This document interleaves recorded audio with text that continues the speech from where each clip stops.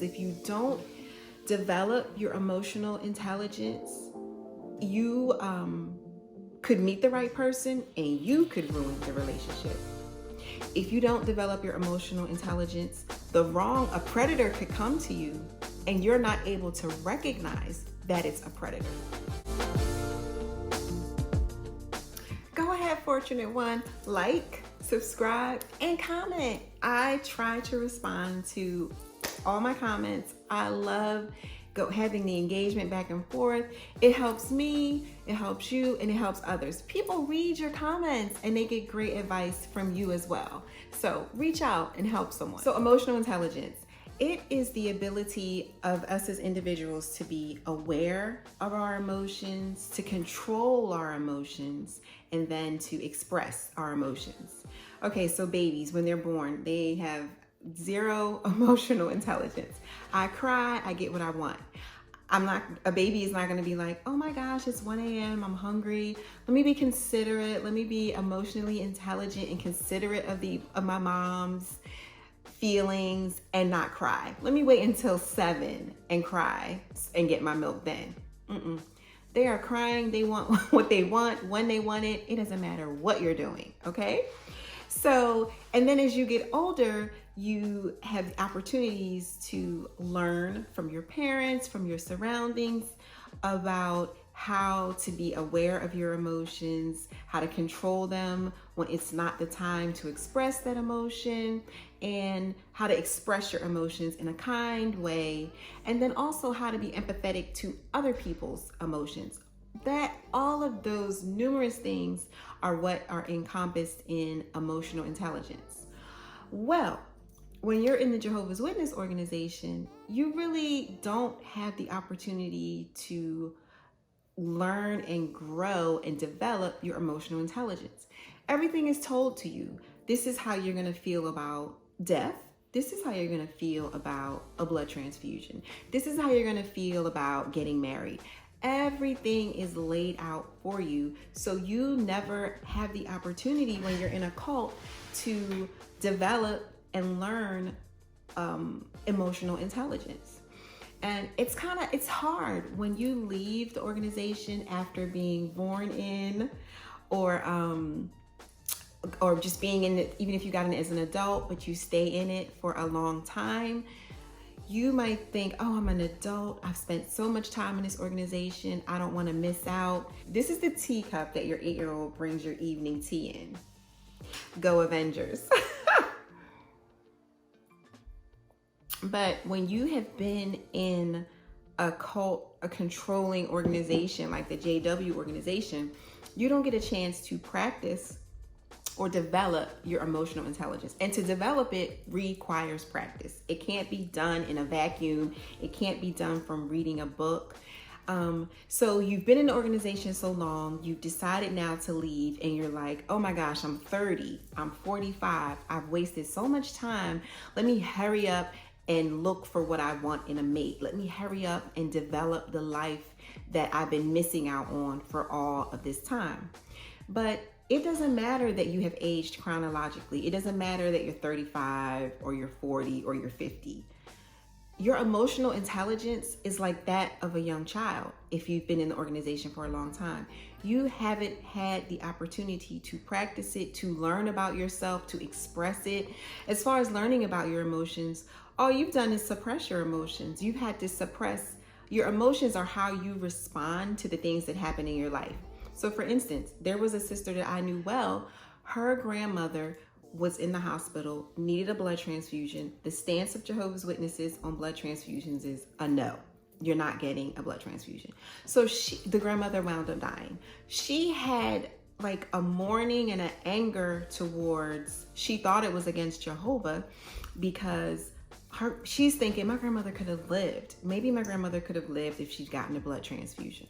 Who knows, right? The fact was she had to suppress the anger that she was feeling, one, about the loss of her grandmother, and in her mind thinking, could the blood transfusion have saved her? Two, she had like a subsequent guilt with having that anger because she felt like that anger was towards God. And it wasn't. We now know that anger was towards a governing body that makes up rules and pulls them out to control people. So that was an event where she wasn't allowed to feel that emotion, process it, and then learn from that emotion. So it's like you're 30, you're out there in the world, you've had no practice. Let me tell you the practice like that we have in our family. So we have the two boys, everybody has their own room, but they go freely in and out of each other's rooms. So one brother A goes in brother B's room and something gets broken. Brother B goes off. He's mad. I wish I was an only child. I wish you weren't. And we have to take him, me and my husband and I, and help him process these emotions. We don't tell him, oh no, you can't say that. Be quiet. That's your brother. You don't say those type of things to your brother. Be quiet and just go back in your room. That object is not important.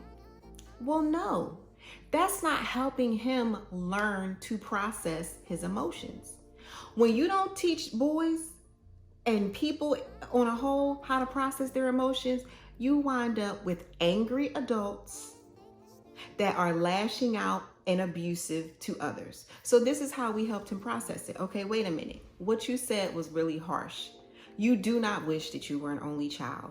What are you really mad about? What are you really mad about? He thinks. Okay, he's thinking. Okay, what I'm really mad about is that this object that was really special to me is now gone and I can't get it back. Exactly. So what that anger that you're feeling is not towards your brother in actuality. It's the loss of this object. So you now need to set boundaries. You guys just been going in and out of each other's rooms. So you need to set some boundaries now and say, the stuff that I keep on these two shelves, don't touch. Because those things are very special. Those things I can't replace. And if you mess up those things, now you're hurting me. And now I'm going to be angry about your action of hurting me and ruining these objects. So what that has done is taught the one brother B that I have to set boundaries and you need to respect my boundaries. So now he realizes no. I love my brother, but he can't be doing this to my stuff.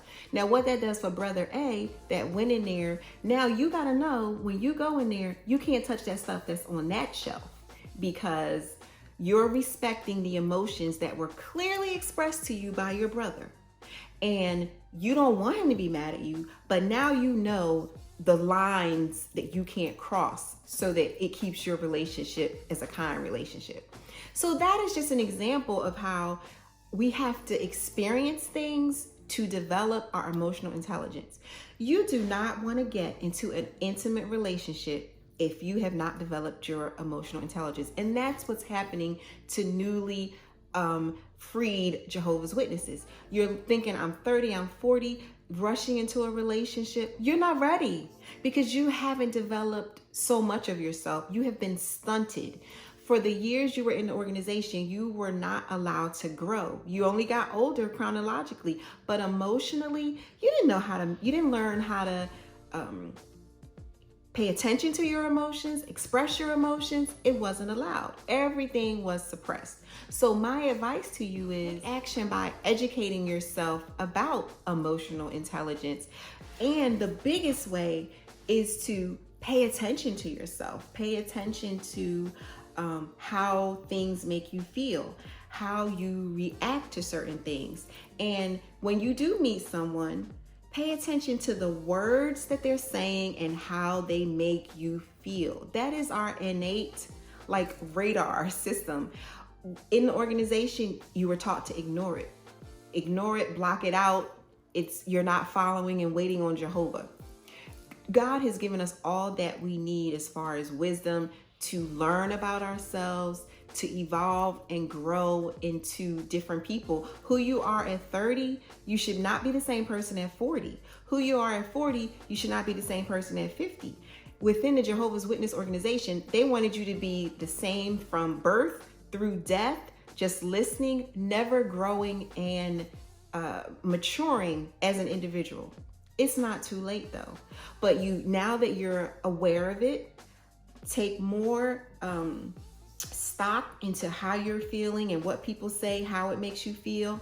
Don't ignore it. And then that way you'll continue to grow and progress, and you'll get to know how to deal with situations on your job, how to deal with situations in your interpersonal relationships, and even with your loved ones that might be shunning you. If you set your boundaries and they're crossing them, then you have to remove yourself from them. You are not bound to stay in that abusive interaction with them. No, that's a part of your emotional intelligence. Emotional intelligence is removing yourself from a harmful situation, right? So don't feel like it's too late. I have a cousin that did not get married to have a successful marriage until her third marriage at age 55. And now it's 10 years later. They are retired, loving each other. So it's not too late. It is not too late. Go through the steps, because if you don't develop your emotional intelligence, you could meet the right person and you could ruin the relationship.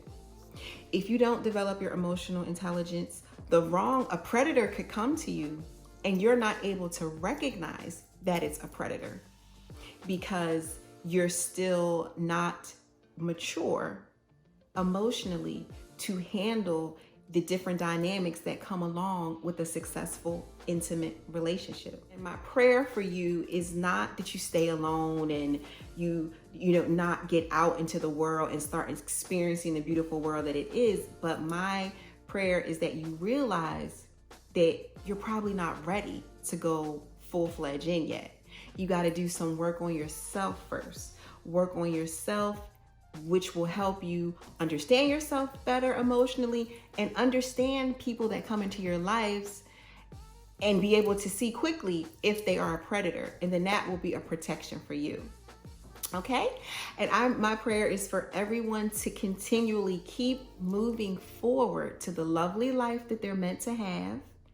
And to enjoy the journey as well. And that's what we're about here at Fortunate Awakening. We are enjoying the journey and we're moving on to enjoying all of our freedom. Okay? Until next time, Fortunate Ones. Bye.